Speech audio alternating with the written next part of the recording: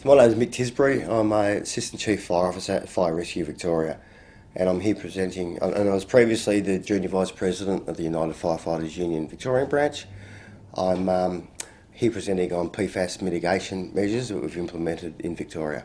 PFAS is an issue for firefighters. We're the most occupationally exposed cohort of workers in the world, and we've been focusing on the solutions. And these are the solutions that we've come up with, and I'm sharing our solutions about not only limiting exposures to PFAS in our firefighting foam, but also about what we've done to counteract those past exposures. And hopefully that I'm sick of burying my comrades and sick of attending funerals, and hopefully with these new PFAS mitigation measures, that's one cohort of chemicals that we're no longer be exposed to.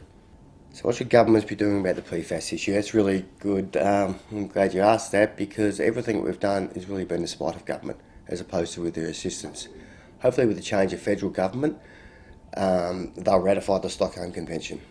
It's ironic that I get invitations to the United Nations and governments all over the world are coming to us for solutions, yet my own government didn't want to speak to us. So they should get on board. They should recognise that PFAS is an issue, not just for firefighters, but the affected communities. And also, now we know what firefighters have high levels of PFAS in their blood, and we know how we can get it out of our bodies through blood donating. There's a lot of our members who are ineligible to donate blood or plasma. So we need the federal government to tick a box to say that firefighters with certain levels who are unable to donate blood are eligible for therapeutic donations. And what that is removing their blood and throwing it in the bin. There's still one fire service, WA, that use PFAS-containing firefighting foams. There are a lot of major hazard facilities that still use PFAS-containing foams.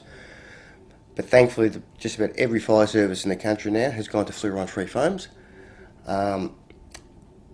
But we know our stations are historically contaminated. So there needs to be a push to get the stations tested to see whether we've got an issue. And if there is an issue, implement some of these remediation strategies that we've come up with. A lot of our fire stations have fruit and veggie gardens in them. You should stop eating that food grown on the fire station until you know that there's no PFAS in the soil, and therefore none of it's been uptaken into the fruit and veggie patches. Still a lot more work that we need to do in regards to PPC. The main contamination, PFAS contamination vector was our firefighting foam. Now we're 90% of the fire departments have stopped using that. It'd be good if every single fire service in Australia would stop using it. But we need federal government and state government to work with us in order to stop the major hazard facilities use it, and by ratifying that United Nations Stockholm Convention, we'll force that issue. So a lot of our training grounds right across the country, Air Force bases, airports, and we're now seeing the fire stations themselves, where a lot of our fire stations are in residential communities. It's incumbent on the fire services to do that testing. You can't unchange what's happened in the past, but you take responsibility and accountability. I'm proud to say that Fire Rescue Victoria are actually doing that now, not ducking and weaving. If we have a contaminated property next door to our fire station, we're remediating it, and we're undoing the mistakes of the past. So remember the multinational chemical companies who have made gazillions of dollars out of this, they knew in the 60s that this stuff was harmful.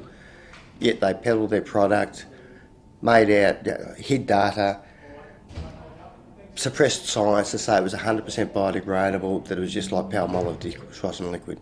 We now know that's wrong. So the fire services didn't do this deliberately. Firefighters didn't do this deliberately. I know I can speak for myself. I feel guilty about what we've done. We're supposed to protect the community, yet we've been inadvertently poisoning them. But we're taking responsibility and trying to undo that damage we've done in the past.